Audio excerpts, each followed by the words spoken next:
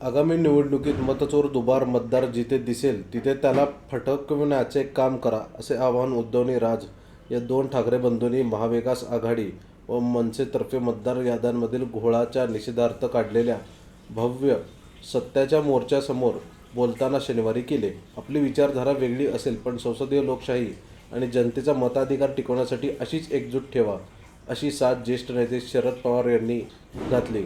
आधी मतदार याद्या दुरुस्त करा आणि मगच निवडणुका घ्या, अशी मागणी काँग्रेसचे ज्येष्ठ नेते बाळासाहेब थोरात यांनी केली.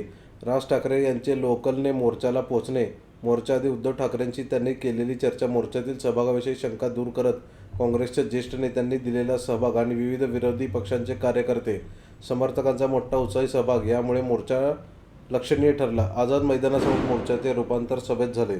मतचोरी, दुबार मतदारांची मोठी संख्या या मुद्द्यावरून ठाकरे बंधू शरद पवार आणि बाळासाहेब थोरात यांनी केंद्रीय व राज्य निवडणूक आयोग तसेच केंद्र व राज्य सरकार यांच्यावर सडकून टीका केली. काँग्रेसचे विधानसभेतील नेते विजय वडेट्टीवार, शेकापचे जयंत पाटील, भाकपसह अन्य विरोधी पक्षांचे नेते यावेळी उपस्थित होते. यावेळी कोणत्या नेत्यांनी काय म्हणाले ते आपण पाहूया. विधानसभा निवडणुकीत जे प्रकार झाले यामुळे सामान्य माणसाचा संसदीय लोकशाहीवरचा विश्वासाला धक्का बसला आहे. आज सत्तेचा सर्रास गैरवापर केला जात असताना आपण सगळे पडेल ती किंमत देऊन ही चोरी थांबवू, शरद पवार यांनीही म्हटले आहे. तर यावर उद्धव ठाकरे पण म्हणतात, मतचोर जिकडे दिसेल तिथल्या तिथे त्याला फटकवायला पाहिजे.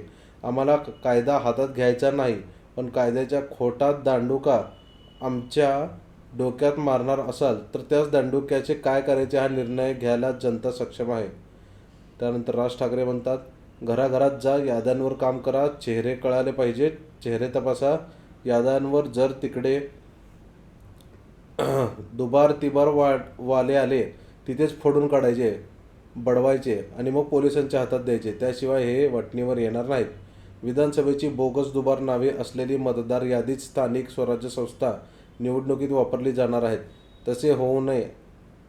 आधी याद्या दुरुस्त करा, मगच निवडणूक घ्या. आम्ही आयोगाला पुरावे दिले आहेत, पण आयोगाने त्यावर अजून उत्तर दिलेले नाही, बाळासाहेब थोरात म्हणते.